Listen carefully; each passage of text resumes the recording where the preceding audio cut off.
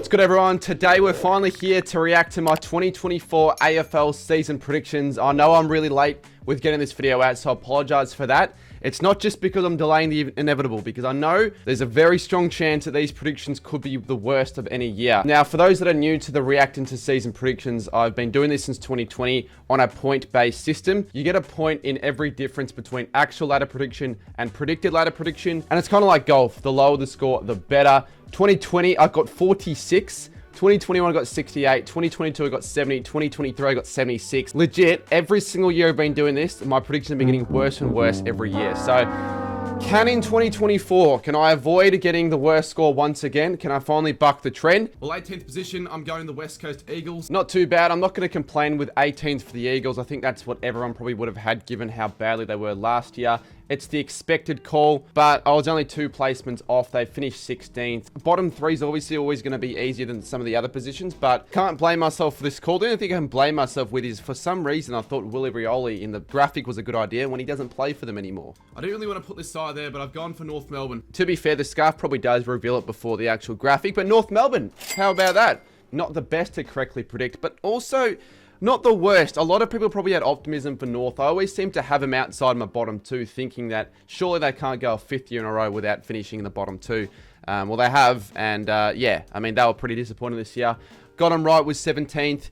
Let's see what else I have to say. I'm looking at like a 6-win season because we saw a lot of close results that North Melbourne. So I said 6 wins for North, and I don't even think they met the mark with that. They just had such a disappointing finish. They showed some glimpses, but for the most part, North once again, just lacking that winning culture, which is just probably why, if you're doing predictions, you bank him into at least finish bottom 4, probably bottom 2 again. To be honest with you. Now, all right, 16th. Finishing in 16th. Look at that, got I've Richmond. Got the Richmond Tigers. The scarf gives it away.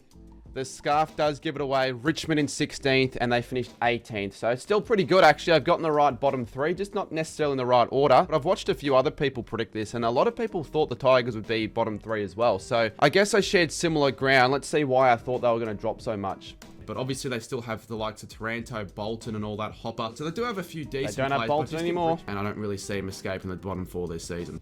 Yeah, I'm pretty happy with that, honestly. They finished 18th, and I think they'll finish there for a while now. Now, the side I have Randy at the bottom 4 and 15th position, I've put the Bombers. See, I always have the Bombers rated really, like, not great, but they always seem to do better than what I predict, yet they still don't do well enough. So they finished 11th. They probably should have finished in the 8, given how good their year was at the start, at least. They obviously fell off. Yeah, so what's that? That's another 4. So I'm currently on 8 points. It's definitely going to get a lot worse from here, because I think a difference of 4 is almost a good difference. It shows that they really can't be trusted if that's the ability of football that they're capable of playing. Well, it's true. They cannot be trusted, the Bombers, and never trust the Bombers again in your life with your predictions. They are probably not going to be finishing high next year. Spot, I've got Freo. I think Freo will just finish. All right, so Freo and 14th. Don't know what was going on there with the graphic. They ended up finishing 10th. So I knew I didn't rate Freo highly heading into this year. I knew I had them quite low. 14th isn't very good. They probably should have finished in the 8. So I'm kind of lucky they didn't for the margin wise, but that's another 4 added to the points. I don't know why I had the Dockers so low, given, yes, I know they had a terrible 2023, but that's basically still the same list in 2022 that finished 5th. So let's see why I thought they were going to have a poor season. Clearly, though, the off season they did lose Lockie Schultz, which is probably one of the big losses that you could ever afford. Overrated loss, I feel. I don't feel like the impact of his loss warranted another bottom 4 or 5 finish, to be honest with you. Like, he was all right, and he wasn't the best for the Pies, to be fair. Now, for the team to finish 13th, I have put the Hawks. Hawthorn, I reckon, are definitely a side on the rise in 2024. Hawthorn in 13th. They finished 7th. I certainly could have been a little bit less optimistic. I'm pretty sure I originally had Hawthorn a little bit higher in my early ladder predictions. I wouldn't mind having a look at that at the end of the video. They finished 7th. They were on track to probably finish bottom 4 to start off the year, but they just had a remarkable turnaround. We all know Hawthorn's turnaround, how well they were. I don't need to continue going on about that. It's not looking great. The last 3 positions haven't looked great with Hawthorn. It's annoying that I had them higher beforehand, but then I just had them a lot lower. But I do have them dropping a couple of spots from where I originally had them. Shouldn't have because done I think that. we were a little bit too quickly overhyping them based on. I don't think we were last year. Like obviously Hawthorn last year. I don't think we were. 16th. Now in 12th position, this is probably the biggest call so far in terms of a big slider, and it's becoming quite a bit of a popular call, and that is for Melbourne to finish in. I'm going to give myself a bit of a clap with that one. Melbourne in 12th. They ended up finishing lower than that. When I made this call, I'm thinking there's a good chance I look like an idiot for having them this low, but I figured why not go that outlandish call. They ended up finishing lower than 12th. They finished 14th.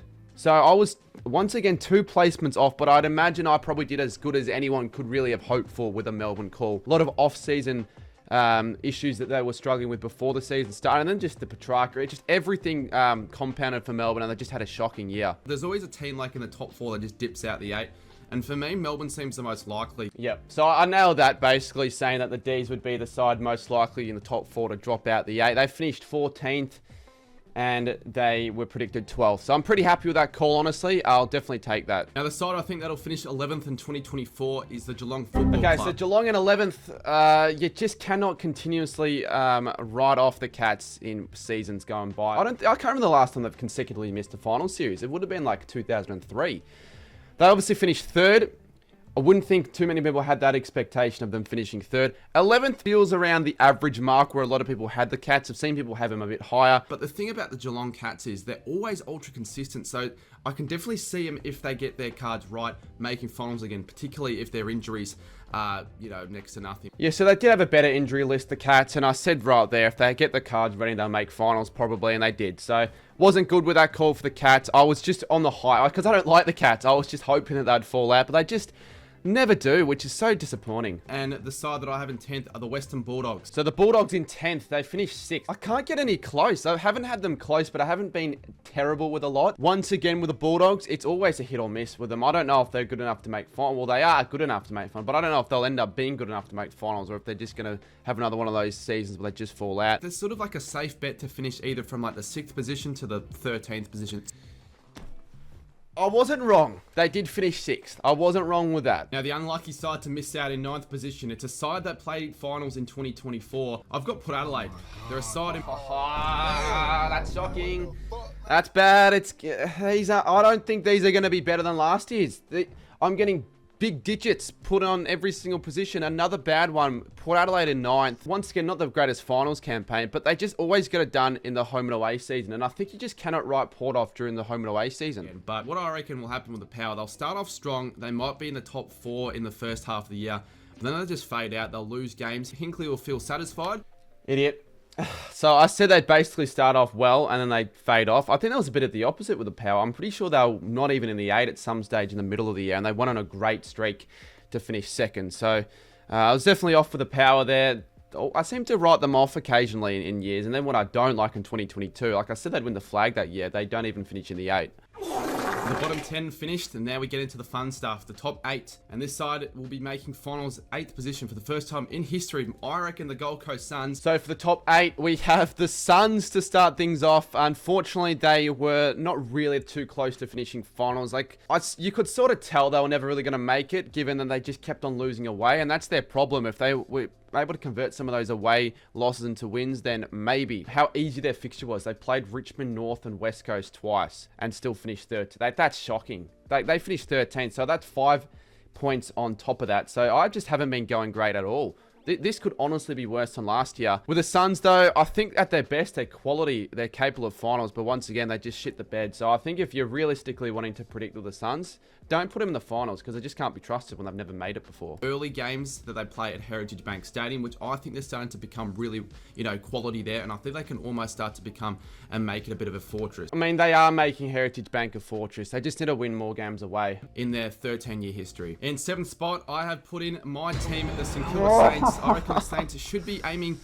Oh, can I get one close? I haven't got one close since the bottom 3. The closest was the Melbourne call. That was my best call by far in this video. Once again, that's another 5 predictions away. The Saints finished 12th. They probably were going to finish bottom 4 if it wasn't for their finish of the year. I had them in 7th. I mean, let's be real. I go for the Saints. If you didn't already know, they finished finals last year. There was a lot of optimism leading into the... I think Caden McDonald had us in the top 4 and UCAT had us winning... Or playing a grand final. So there were other people that also thought the Saints are going to have another great year. I don't know why we started so poorly. It just didn't click. But the signs were good to finish the year. But I still had them in 7th. So once again, shit call. And I am, this isn't good. Now, next up, we've got 6th position, and I've got the Sydney Swans. Sydney should definitely play finals in 2024. They did play finals in 2024. They just didn't play finals finishing 6th. They finished 1st, and that's another 5. At least I had them in my 8, to be fair, but realistically, I know they had not a great 2023, but with their recruits and with the way Sydney normally continue just, finishing the top end of the ladder. It was almost a guarantee they were going to make finals. Obviously finishing first. I said they'd finish 6th and they finished first. So okay, but just still not too great. Finals year on year, and I think this is going to be another year where the Swans go maybe deep. They did go deep. They did go deep. The side to just miss out on top 4 footy in 5th position. I've got the crosstown rivals in the GWS Giants. So finally a decent call in terms of like placements. The Giants ended up finishing 4th. They certainly could have finished 5th. They had a strange year, I feel like, the Giants, particularly during the finals. But in terms of predictions, that is my second best call, and we are 5th on the ladder. That's shit. So that takes us to a score of 53 with 4 more positions to go. Remember, the score that I'm trying to beat is 76. All right, let's crack into my top 4. In 4th spot, I've got Carlton, the Blues. So I've got the Blues in 4th, and they finished 8th. To be fair, it's not the worst call. I would assume a lot of people would have had Carlton in the top 4, and I know a lot of people that would have had Carlton higher, given all the hype they had to finish off the year. You could argue Carlton were the second or third best side for most of the season until they just had a really bad slump with their injuries, form slump. They lost, I think, 5 of the last 6 games, and they probably didn't deserve to make finals. Once again, though, it's another 4 positions off. It moves me to 57. All right, 3 more to go on 57. Third position, a bit of a big call. Who do I have for third? For 2024, I've got the Adelaide Crows. I've got Adelaide. I've got Adelaide. I knew Adelaide were the one side that I was forgetting about. I knew I had them my 8, but I just forgot how high up I had them, and I just completely forgot about them. That's not good at all. That's terrible. So that's 12 positions that I've got to add to the 57. So that brings me to 69. Normally I'm all up and about over a 69. Not this time round. There are 2 more spots to go. I had the Crows in 3rd. I massively overrated Adelaide. I think we all massively overrated Adelaide. Like, they finished off the season last year with some good form. They seemed to be that side that everyone was just going to propel back into the 8. I don't see why some people are saying in their predictions that the Crows aren't ready for finals this year, when literally they would have made it if it wasn't for them being robbed against Sydney with that missed goal. Well, I don't think they were ready, mate. And there's always historically a team that doesn't finish finals one year that bounces into the top 4 the following year. It's happened since 2017, I think. So Crows are the most likely side by far to do so. Yeah, that's basically why I had them in. I think since 2017, there's been a side every year that's done that. I thought it'd be the Crows. They were the most likely side. It was the Cats this time around who finished in the top 4 after not making it. And yeah, now I'm in some real doubt of actually getting below 76 with my next 2 predictions. Now finishing second spot, I've got last year's premiers Collingwood. Oh, no. That could be it. That could be the one that kills me. Collingwood in second. I should have remembered that the Pies, you know, they won the flag last year, so of course they'd be quite high up there in the ladder once again for my predictions. I had them in second, not quite first, but once again, can you really fault me with this one? I think everyone probably had them in top 4. I thought they'd have the hunger. I thought they'd have the motivation, but the premiership hangover seems to be real. I think in the last 4 years since 2020, the premiers in the season after haven't won a final. So that's a bit of an alarming stat. I didn't really take that into consideration with this prediction, though. I guess I just thought that the Pies would continue the way they've been playing. But the Pies weren't terrible this year, but they're just nowhere near their premiership best that we saw of 2023. And I've just realised, what is that? That's an addition of 7, which means we've already gotten a score of 76. And we still have 1 more to go. And now, obviously, from a minor premiers in first position, we've got the Brisbane Lions. Well, the Lions are in first. It's an anticlimactic one, this one, because unfortunately, that isn't a bang-on spot. They finished 5th, which takes the tally to a score of 80. That is ridiculously bad. That means that on average, I think I would have gotten an average ladder position of more than 4. So I don't know how I've managed to do worse than last year. But this is an anticlimactic one. We'll talk about the Lions real quick. So obviously they ended up winning the flag, but I predicted them to finish first, and I was 4 below what they ended up getting despite winning the flag. So it's weird in a way that was the case. It's still not a bad call, but I feel like everyone would have had Brisbane once again finishing top heavy the ladder. And everyone else, I mean, are going to be more determined. They're going to be wanting to come back out on the MCG and actually get revenge. And they've improved their list as well. Obviously, Ashcroft, who played a bit of the season last year, he'll be back next year and getting better. One of the best young, promising mids in the comp. Tom Doedee, he was a really underrated pickup for Brisbane. What am I saying? Didn't Tom Doedee do his ACL before I made this video? So he was already known to be out for the rest of the season, I'm pretty sure. All the other points were fair. I was talking about Will Ashcroft saying he'd return back into form, and he was obviously a Norm Smith medalist. He was great for them. And they clearly believed. They came back stronger, they came back harder, and they won the premiership. So at least I got that one right, but I haven't actually yet predicted them to win the flag. And I mean, we got a score of 80, so I'm not happy. It's a failure. So let's quickly just go over these. Start with a Brownlow. I've gone Marcus Bontempelli. Brownlow Bont. I feel like that's always just a safe go. Like, oh, you know, Brownlow medalist, who am I going to go for? Nothing too outlandish with that call with Brownlow Bont. He ended up finishing, I think, 14th in the count. So they really stiffed him, the umpires. Because he won the AFL MVP award, yet he finished like 14th in the Brownlow. Fuck me. Okay.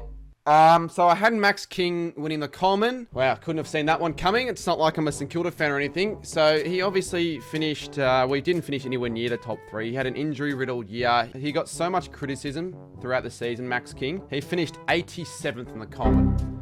That has to be my worst call to date. Hugh McCluggage, Bailey Banfield, Sam Sturt, Ryan Mansell. They all kicked more goals than a guy that I predicted to win the Coleman for 72 goals. I was optimistic in the preseason, but it just, wasn't to be. So that's bad. And the last medalist I think I have is Rising Star. And Jesus Christ, is that arguably worse? Daniel Curtin, 51. I don't know how many votes he would have ended up getting. I was trying to go, I must have just tried to go a different player, like someone a little bit different. Because Harley Reid would have been the obvious choice.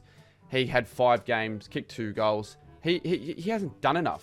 Yeah, you don't know if he's going to be that great of a player because he only played the 5 games, but not Rising Star. And now let's have a look at the Premiership. Who did I predict to win the flag in 2024? For the grand final, I'm going the Brisbane Lions to win the grand final again.